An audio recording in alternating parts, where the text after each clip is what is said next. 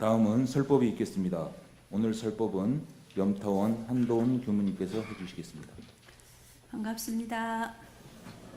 네, 우리 서로 인사 나누시겠습니다. 오늘은 또 특별히 우리 성가대 원코러스 합창단 논산 훈련원 군부대 공연 가는 관계로 정행항단 우리 도반님들이 성가대를 해주셨어요. 아침 일찍부터 오셔가지고 연습을 하시면서 어떤 한 도반님 그러셨어요. 아직 성가대까지 설 실력은 안 되는데 그런다고 겸손의 말씀을 하시길래 제가 실력보다는 신심이면 됩니다. 그랬습니다. 우리 도반님들 앉아 계시는데 모두 신심 있으시죠? 예, 신심 있으신 분은 신심만 있으면 성가대 언제든지 가능하시니까요. 마음도 내보시기 바랍니다. 네. 예, 오늘 지난주 7일날 우리 국악 원 앙상블하고 함께 하셨잖아요. 법회를, 다락 법회를 봤는데 그날 아침 8시에 성가대원 도반들하고 우리 국악 원 앙상블 팀하고 이제 아침 일찍 와서 리허설을 맞추는 시간을 갖기 위해서 일찍 왔습니다. 그런데 우리 여수린이라고 어린이 혹시 아시죠? 네. 예, 오늘 또 아마 어디서 모서 왔다 갔다 할 겁니다. 제가 회보에는 6살이라고 썼는데 만으로 6살입니다. 만으로. 실제 나이는 이제 7살인데요. 이제 수린이가 정화교무와 만났어요. 수린이가 하는 말, 교무님이 수린이 일찍 왔네. 그러니까 수린이가 교무님도 이렇게 일찍 왔어요. 맨날 이렇게 일찍 오세요. 교당에 맨날 이렇게 일찍 오세요. 물었어요. 그러니까 아니, 교무님은 여기서 자는데? 교무님 여기서 자는데? 그러니까 이제 수린이는 전혀 예상하지 못한 답을 들은 거예요. 정화 교무님한테. 수린이가 늘 집에서 교당을 왔다 갔다 하듯이 우리 교무님들도 왔다 갔다 이제 그렇게 생각을 했던 거죠. 그래서 교무 여기 자는데? 하니까 깜짝 놀라서 교무님 집이 여기라고요? 깜짝 놀라는 거예요. 집이 여기라고요? 그래서 그 대답을 하는 그 귀여운 그 모습을 한번 그려보십시오. 우리 도반님들이 어떻게 대답했을까 상상을 해보시고요. 정확히 말씀을 드리자면 이사님과 저와 모든 저희 교무들이 현재 거주지 주소가 바로 강남구 자곡로 204-19로 되어 있습니다. 네, 그래서 여기가 집은 맞죠? 네, 여기가 정확한 집입니다.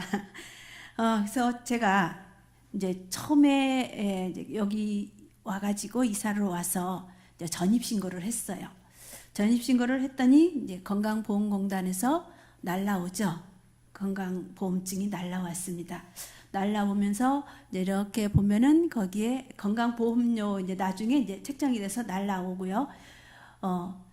오는데 우리가 이 건물이 전체 2,230평이에요. 2,230평.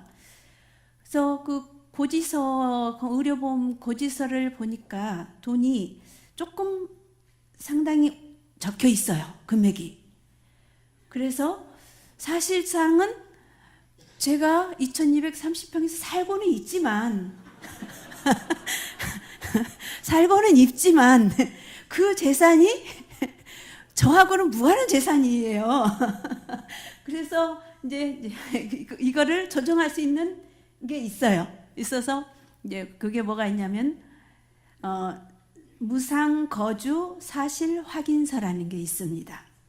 무상거주 사실 확인서를 떼어서 이제 극구 사무국에서 떼어서 다시 의료보험공단에 보냈어요. 건강보험공단에. 그랬더니 다시 이제 거의 없는 수준으로 낮춰서 보내왔습니다. 그 건강보험료를 그렇게 해서 실질적으로 우리가 다 시방 3개 5개가 다 내 소유라고 하지만 실질적으로 행정적으로 그런 법적인 문제에서는 또 정리를 해야겠기에 무상 거주 사실 확인서를 발급을 해서 제출을 하고 지금 살고 있습니다.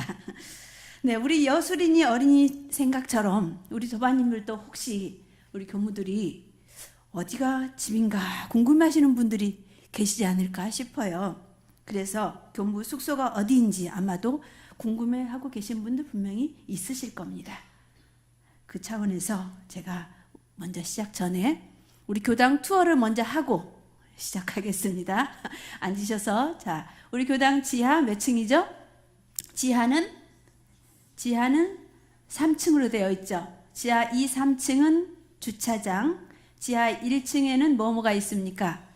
우리가 식사하는 식당이 있고 어린이들이 놀이터가 있고, 그리고 그 앞에 나오면은 생협 공공 매장이 있고, 또 그 옆에 가면 우리 다용도실로 탁구장, 탁구도 치고 난타도 하고, 그리고 그 옆에 또 창고를 개조해서 만든 우리 청년 밴드실이 있습니다. 네, 그렇게 해서 지하 1층에 그렇게 구조가 되어 있고요. 한 층 올라와서 지상 1층에는 당무실이 있고, 옆에 중도홀이 있고, 그 앞에 마음 카페가 있고, 그리고 살짝 한 발 올리면 1.5층이 있습니다.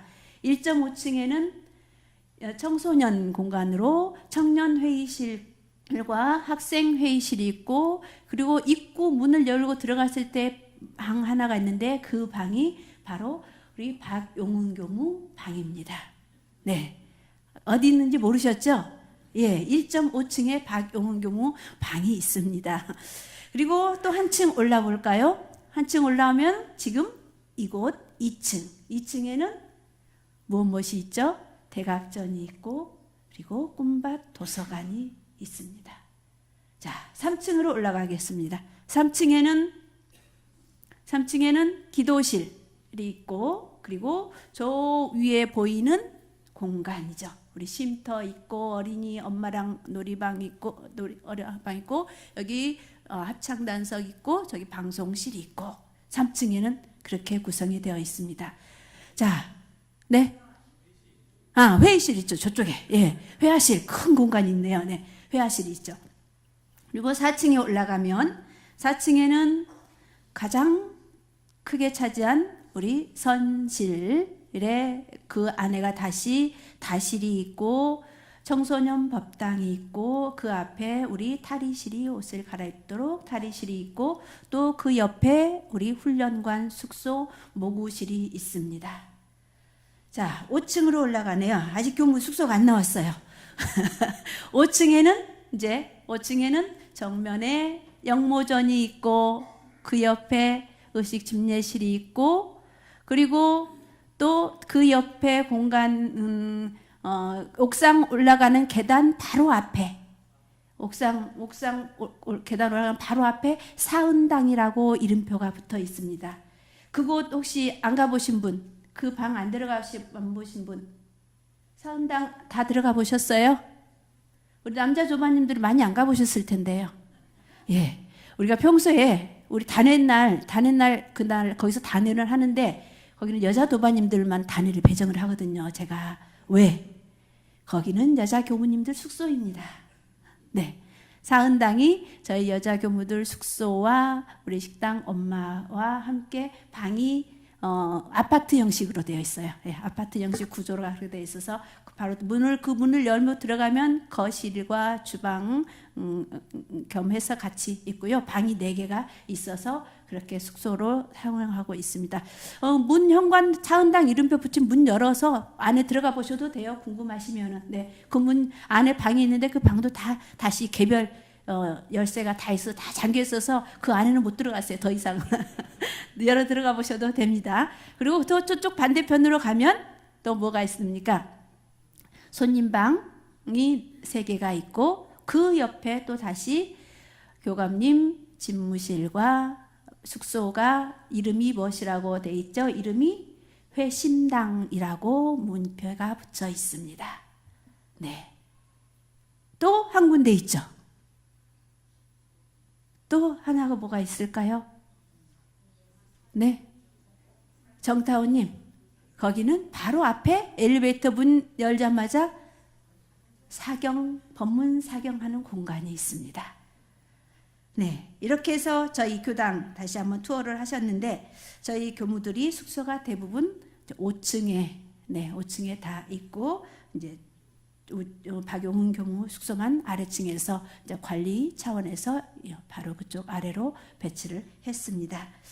그런 것처럼 우리들이 교당에서 5층에는 숙소도 있지만 가장 또 중요한 우리들이 마음의 쉼터를 만들어 놓았습니다. 법문 사경 공간을 만들어 놓았습니다. 그래서 이 법문 사경 공간을 가장 많이 애용하시는 분이 우리 정타원 배성전님하고 또 화요법회의 문혜정님이 두 분이 잘 많이, 그리고 수타원님 박만기님도 많이 애용을 하고 계십니다. 처음에는 많은 도반님들이 그쪽을 오셔서 사경을 하셨는데 요즘에는 거기 올라오기까지가 바쁘신가 봐요. 그래서 많이 못 올라오시고, 그래서 요즘에는 저도 가끔 종종 그 책상에 앉아서 한 10분 15분 정도 있곤 하는데, 거기 앉아서 이렇게 밖을 내다보면서 밖에 산의 나무의 흔들거림을 바라보면서, 또한 우리가 그 봄, 여름, 가을, 겨울에 그러한 계절의 변화도 느낄 수 있는 곳, 법문 사경을 통해서 내 마음의 정화를 시킬 수 있는 그러한 장소가 그곳에 마련이 되어 있습니다. 한 번쯤 우리 도반님들도 새롭게 나를 깨우침으로 이끌어주는 그러한 법문 사경 공간에 앉아보시기 바랍니다. 소태산 대종사님께서 원불교 개교의 동기에서 진리적 종교 신앙과 사실적 도덕의 훈련으로서 정신의 세력을 확장하고 물질의 세력을 항복받아 바란고해의 일체 생명을 광대무량한 낙원으로 인도하려 함이 곧 개교의 동기다라고 말씀하셨죠. 그래서 우리 모두에게 정전 수행편장을 통해서 훈련법을 말씀하셨고, 또한 공부인에게 정기로 법의 훈련을 받게 하기 위해서 정기 훈련 과목으로 11과목을 말씀을 해주셨습니다. 그 11과목 중에 그 11과목은 모두 다 이제 개인 정진과 함께 더불어서 우리의 사리를 연마하는 공부도 있습니다. 그 중에 한 조목이 경전이라는 조목을 넣어주셨습니다. 경전이라는 조목을 넣어주시는 것을 생각해 봤습니다. 경전을 왜 11과목에 넣어주셨을까? 경전의 말씀을 안 넣어주셔도 우리가 분명히 공부를 할 텐데, 늘 연말을 하면서 받들어 우리가 볼 텐데, 경전을 훈련하라 이렇게 조목을 넣어주셨어요. 훈련하는 과목으로. 그래서 결국에는 저는 이 정신수양 사리연구 작업취사를 공부를 생활 속에서 하는 데 있어서, 이 사리연구 공부에 있어서 이 11과목을 하는데 우리는 원불교는 훈련하는 종교다라는 것을 더 깨우침을 주신 것이 아닌가 생각이 들었습니다. 우리의 몸과 마음, 이 두 가지를 끊임없이 훈련시키는 종교, 바로 우리 원불교다. 훈련을 통해서 대종사님의 말씀을, 경전의 훈련을 통해서 대종사님의 말씀을 더 내 것으로 만들어, 각자의 것으로 만들어라. 경전에만 있는 그 활자가 아닌 내 마음속에 내 몸으로 글씨를 한자 한자 적어갈 수 있는, 실행으로서 적어갈 수 있는 그러한 훈련을 해라 하는 말씀이라고 들어졌습니다. 오늘 경전에 대해서 한번 생각해 보고자 합니다. 종교가 갖추어야 하는 조건이 다양합니다. 종교라는 이러한 하나의 종교를 내세우기 위해서 방대한 그러한 조건도 있지만, 가장 기본적인 것을 꼽으라 한다면은 바로 가장 먼저 신앙의 대상이 있어야 되겠죠. 그리고 또한 신앙의 대상을 믿는 그 믿는 자, 섬기는 자, 우리는 교도라고 하죠. 그리고 또 더불어서 말씀 경전이 있어야 하는 것이죠. 그리고 또 하나는 종교의 의식이 같이 있어야 될 것이다 하는 것입니다. 종교로서 인정받기 위해서 갖추어야 할 그러한 기본 조건, 경전은 정말 필수 조건이 아닐 수 없죠. 훈련법 11과목 안에 이 경전을 포함을 시켜서 대종사님은 연마하고 훈련하라 하셨습니다. 그렇게 그 경전의 말씀이 실천되도록 반복하고 또 반복하는 우리는 훈련생이다 하는 것이죠. 훈련생. 그러한 훈련생이 되고자 끊임없이 다짐하고 또한 노력하고 있습니다. 그럼 경전이란 무엇인가? 경전이란 무엇인가 하는 거죠. 정산용사 법원 무본편 52장의 말씀으로 경전의 정의를 해보겠습니다.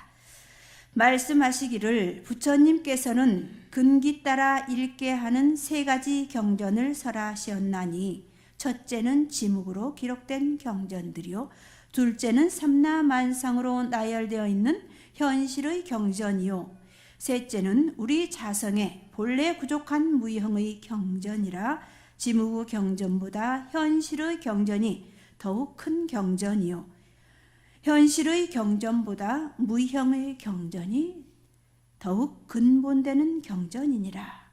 또 말씀하시기를 성인이 나시기 전에는 도가 천지에 있고 성인이 나신 후에는 도가 성인에게 있고 성인이 가신 후에는 도가 경전에 있다 하시었나니 우연자연한 천지의 도가 가장 큰 경전이니라. 이렇게 정산용사님께서는 무본편 52장에 말씀을 하셨습니다.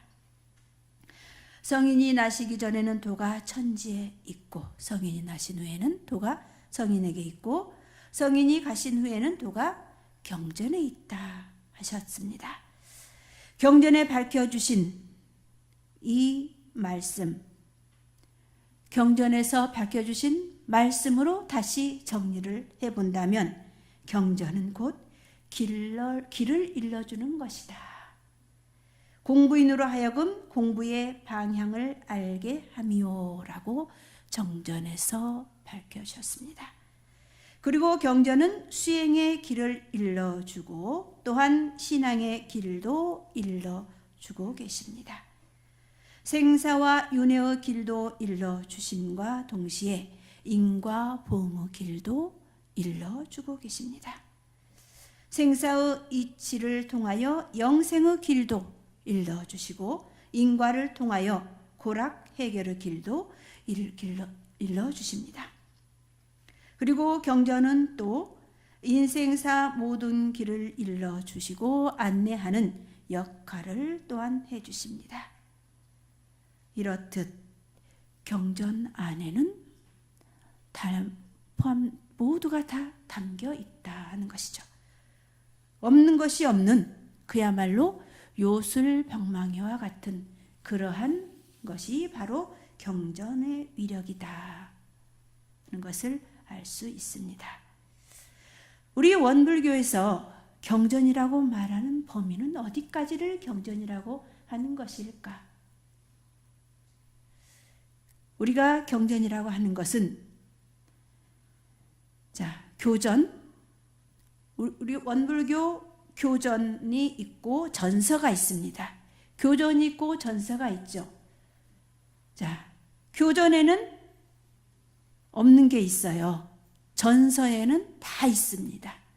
전서에는 7대 교서가 다 있습니다. 교전, 불조요경, 원불교 예전, 정산종사 법어, 대산종사 법어, 원불교 교사, 교헌, 성가를 일러서 원불교 경전이라고 합니다.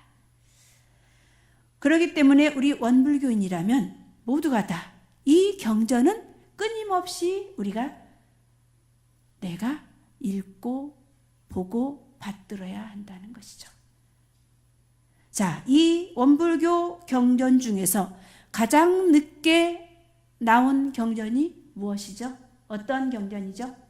지금 제가 말씀드린 중에서 가장 늦게 나온 경전이 무엇인가요? 지금 법회 시간에 우리가 봉독하는 대산용사 법어가 가장 최근의 경전으로 저희들이 포함이 되어 있습니다.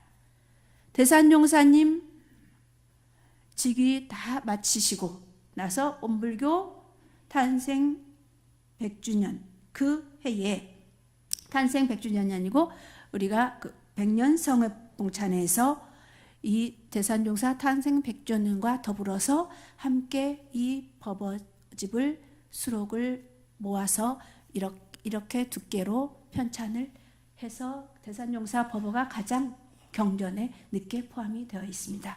그래서 저희들이 전에는 정전을 봉독하고 대종경을 법회 시간에 늘 봉독을 했는데 지금은 이 정산용사 법어가 나오면서 정산용사 법어를 처음부터 다 봉독을 법회 시간에 하다가 지금 거래편을 하고 있습니다. 또 이 거래편이 마치면 마지막 이 법어가 마치면 또 다시 이제 대종사님 말씀으로 아마 또 돌아가겠죠. 저희들 이렇게 우리가 원불교 경전이라고 하는 이 내용을 원불교 전서 한 권과 그리고 이 대산종사 법어가 바로 원불교 경전이다 하는 것입니다. 근데 이 원불교 경전 교전이 나오는 데 있어서 대종사님이 정말 얼마나 심혈을 기울이셔서 정말 잠도 주무시지 못하고 이렇게 정전을 편찬을 하시기 위해서 노고가 크셨습니다. 정전을 편찬을 하시는데 저녁 늦게까지 대종사님이 지우고 쓰고 하면서 정전을 완성을 했습니다. 시간이 바빠요. 시간이 바쁜데 대종사님이 그러셨습니다. 때가 급하여 이제 만년을 다하지는 못하였으나 나의 일생 포부와 경륜이 그 대요는 이 한 권에 거의 표현되어 있나니 삼가 받아 가져서 말로 배우고 몸으로 실행하고 마음으로 증득하여 이 법이 후세 만대에 길이 전하게 하라. 앞으로 세계 사람들이 이 법을 알아보고 크게 감격하며 봉대할 사람이 수가 없으리라 하신 이 부촉품 3장의 말씀. 이 말씀은 대종경 앞에 정전을 대종사님이 편찬을 하시면서 하신 이 말씀이십니다. 대종사님께서 정전을 딱 완성을 해서 인쇄를 맡깁니다. 인쇄를 맡기는데 그 당시에 일본의 그러한 감시가 너무 심해서 출판을 못하게 허가를 내주지를 않습니다. 불법연구회, 당시의 불법연구회의 힘으로는 이 대종사님이 편찬하고자 인 책을 할 수가 없습니다. 그래서 다행히 불교 15사장이었던 김태읍 스님의 명의로서 다시 출판의 허락을 맡게 됩니다. 불교 정전이라는 제목으로 인쇄에 들어가죠. 원기 28년 3월에 들어갔습니다.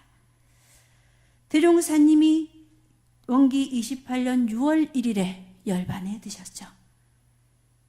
이 불교 정전은 8월에 세상에 나오게 됩니다. 이 불교 정전이 세상에 나와서 트럭에 싣고 총부 정문에 왔는데 제자들이 그 트럭의 불교 정전을 만지면서 통곡을 하셨다고 하죠. 대종사님이 6월에 열반하시고 8월에 그 책이 나왔으니 대종사님 그 뵙는 것처럼 그렇게 반갑고 대종사님이 이것을 보지 못하셨으면 얼마나 그 마음이 아프셨을까 하는 것을 심히 저희 짐작을 하게 됩니다. 그래서 세월이 흘러서 원기 43년 5월에 이제 각종 교소와 이제 편수를 발간하는 정화사가 발족이 되었습니다. 원불교 정교전, 원불교 교전이라는 타이틀이 1962년에 드디어 발행이 되었습니다. 그래서 순차적으로 불조 요경이 나오고 예전이 나오고 그리고 원불교 성가가 나오고 정산용사 법어가 나오고 원불교 교사, 원불교 교헌 이렇게 순차적으로 이제 정화사를 발족하면서 이제 나오게 되어집니다. 그리고 1977년 원기 62년에 드디어 7대 교소를 묶은 원불교 전서가 발행이 되어지게 됐습니다. 그리고 그 후에 원기 99년도에 대산종사 법어가 간행이 되면서 저희들이 현재 이제 7대 교소에서 8대 교소로서 원불교 경전이 탄생되었다는 것을 말씀을 드립니다. 이 교서를 우리 한국말 아니고 이제 외국어로 번역을 이제 해서 외국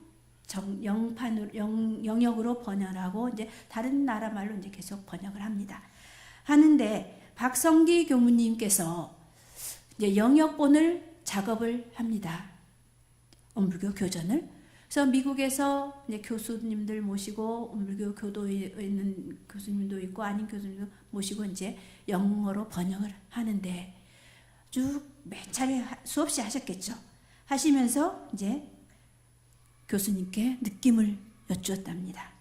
그랬더니 그 한 분이 말씀하시기를 부처님 초기 경전 말씀과 같은 내용이 많다는 점과 불교의 선사들은 격의 법문을 잘 하시지만 대종경 실시품과 변이품과 같은 속 시원한 법문을 들을 수 없었다는 이야기를 했다고 합니다. 그러니까 이제 대종경 말씀이 실시품과 변이품의 그런 속 시원한 말씀이 이제 부처님의 그 법문에서는 볼 수 없었다는 그런 이제 말씀을 하신 거죠. 그러면서 이제 그런 얘기를 몇 번 하시면서도 끊임없이 이 번역을 하셨고 또 선학대 미국 교수들이 영산과 총부를 방문한 적이 있었습니다. 그런데 그 중에서 이제 총부에 방문했을 때에 그 교수님 한 분이 여쭈었습니다. 원불교와 이제 불교의 관계를 여쭈었습니다. 그러니까 총부에 계셨던 이제 어른님 한 분께서 원불교는 새 불교다라고 대답을 말씀을 드렸습니다. 그러니까 그 교수님이 말씀하시기를 그러니까 이제 선학대 이사였습니다. 그 교수님이 말씀하시기를 원불교는 새 불교가 아니고 참 불교입니다. 라고 그렇게 말씀을 표현을 하셨다고 합니다. 불교의 그 핵심만을 뽑아서 가장 실천을 잘하는 곳이 바로 원불교의 교법으로 이렇게 만들어져 있습니다. 라고 말씀하셨다고 합니다. 그런 것처럼 우리가 새 불교 하지만 또한 그 직접 외국에서 대종사님의 법문을 받들면서 교전을 편찬을 하는 분들은 새 불교보다는 참 불교로 그렇게 평을 하고 계시다 하는 것을 알게 되었습니다. 자, 우리 원불교에서는 그러한 이제 대종사님의 경전을 통해서 우리는 늘 생활 속에서 보은의 행으로 놔두어라 그러죠. 보은의 행으로 놔두어라. 보은의 실행이 있어야 한다. 그렇게 알고 있죠. 그렇기 때문에 우리 많은 도반님들이 원불교를 신앙하는 우리 교도님들이 조금 부담스럽지 없지 않아 있습니다. 부담스러움을 가지고 있습니다. 하지만 우리 새 시대의 새 종교로 회상을 펴주신 대종사님께서 앞으로는 살아있는 공부, 신앙하고 수행하는 종교가 아니면 죽은 종교다라고 하셨습니다. 그렇기 때문에 진리적 신앙을 하고 끊임없이 사실적 도덕의 훈련을 하도록 우리에게 교법을 밝혀주신 것입니다. 생활 속에서 내가 진정한 힘을 얻으려면, 진정한 힘을 갖춘 강자가 되려면은 바로 이 교법으로서 내가 생활 속에서 나툴 때 진정한 강자다 할 수 있을 것입니다. 어항 속 이야기를 좀 해보겠습니다. 어항 속에 물고기가 있습니다. 어항 속 물고기는 지능지수가 낮다고 하죠. 물고기가 지능이 낮다고 합니다. 왜 그럴까? 왜 그럴까? 어항 속에 무엇이 있죠? 우리 어항 속에는 무엇이 있죠? 네. 어항 속에는 대부분 물 속에는 수초가 있습니다. 수초. 물풀이 있죠. 그거 수초 있고 거기다 또 예쁜 꽃도 하나씩 넣어줬어요. 그리고 물 기포가 껌뻑 올라가고 막 다니잖아요. 근데 이제 이 물고기가 막 다니다가 이쁜 꽃이 있어가지고 막 달려가서 보고는 금세 고개를 돌려보니까 이게 또 꽃이 또 있어요. 또 막 달려가요. 또 돌려보니까 또 꽃이 또 있어요. 막 달려가요. 늘 새 꽃을 향해서 이 물고기는 달려다니는 겁니다. 새 꽃을 향해서. 물고기에게는 언제나 그 풀이 처음 본 풀이고 또 꽃이 새로운 꽃인 것입니다. 금방 본 꽃이고 금방 본 풀임에도 불구하고 늘 처음 본 것처럼 그렇게 달려다닌다고 합니다. 물고기의 삶이 수족관 안에서 그래서 그렇게 늘 꼬리를 흔들며 살고 있는 것이죠. 그러한 물고기의 삶이 어찌 보면 조금 더 나의 공부심이 못한 나의 모습도 그러지 않는가 하는 생각을 해보게 되죠.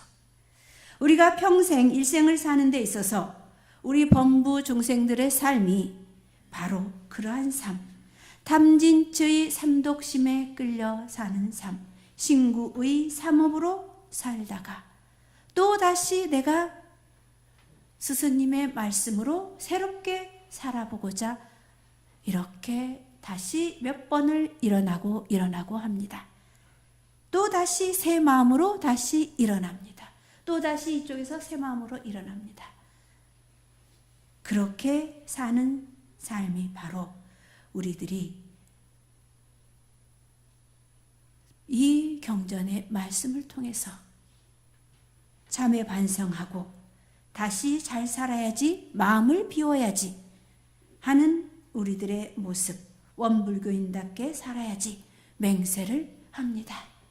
오늘 이 법회가 마치면 문을 열고 나가면 이 청정한 이 우리의 자성자리에 놓여있던 이 마음이 나가는 순간 여기에 고요했던 마음이 위로 열이 올라와서 다른 세계로 다 바뀌어진다는 것이 왜 그럴까 참 희한합니다. 왜 그렇게 변화가 빨리 되는지 참 희한하죠.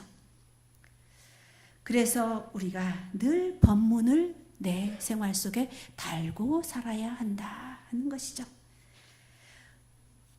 원불교인으로서 우리 도반님들을 새로 인도를 해왔습니다. 내가 입교 연원이 되셨죠? 입교 연원이 됐으면 이제 원불교 교도가 됐습니다. 그래서 우리는 인연이 따라서 왔어요. 인연 따라 왔고, 그리고 또 하나 더 거기서 나아가는 것은 우리가 불연이다 그러죠. 불연을 맺었다 그러죠. 우리가 불연을 맺었다. 또 하나 나아가서 우리는 법연이다 얘기를 하죠. 법연이다 얘기를 합니다.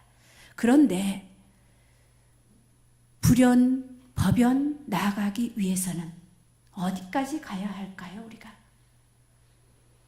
이 법을 실천하는 데까지 나아가야지 교전을 보고 경전을 봉독하면서 이 법으로 내가 서로가 실천하고 보은행으로 놔두어 가면서 그 보은행이 이 얘기가 서로 주고받으면서 해야지 그게 불연으로까지 법연으로까지 이어진다 하는 거죠.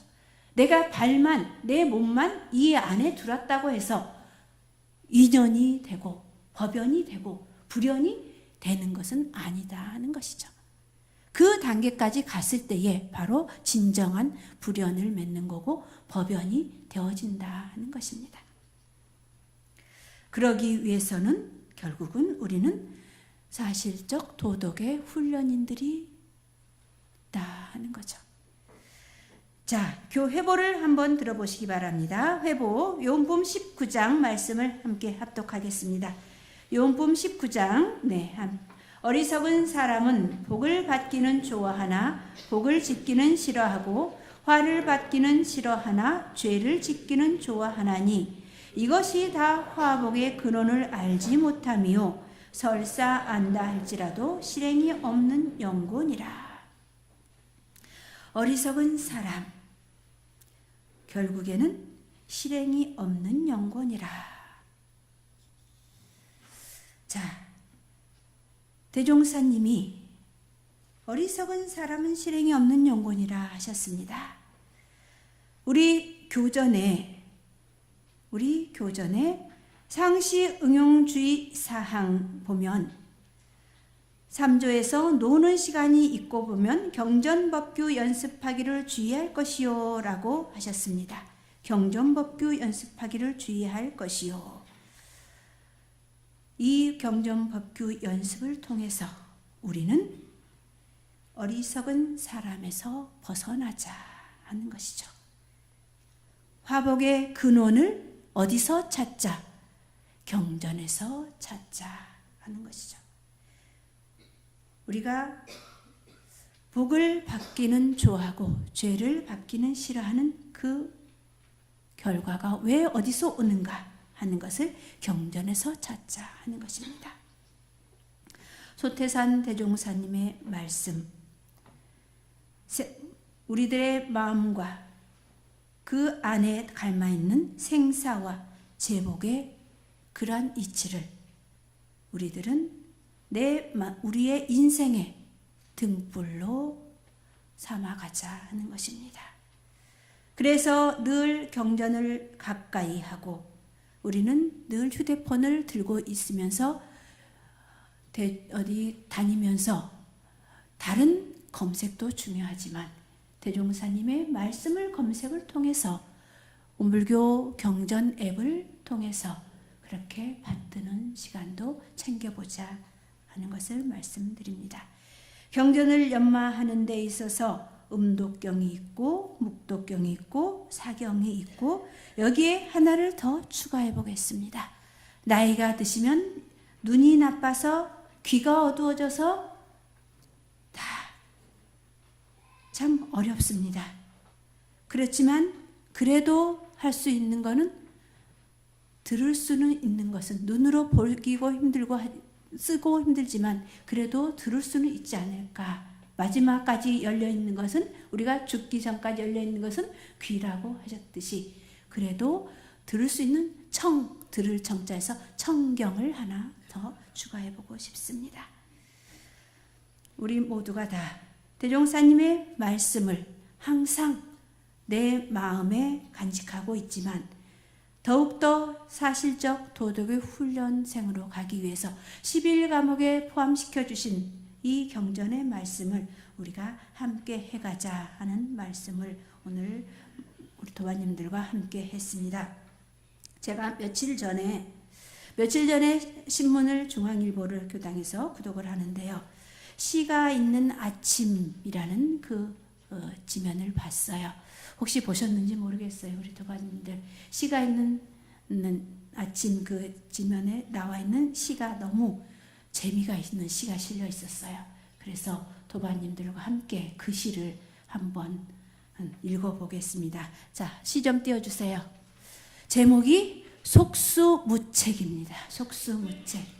시 제목이. 자, 같이 읽어보겠습니다.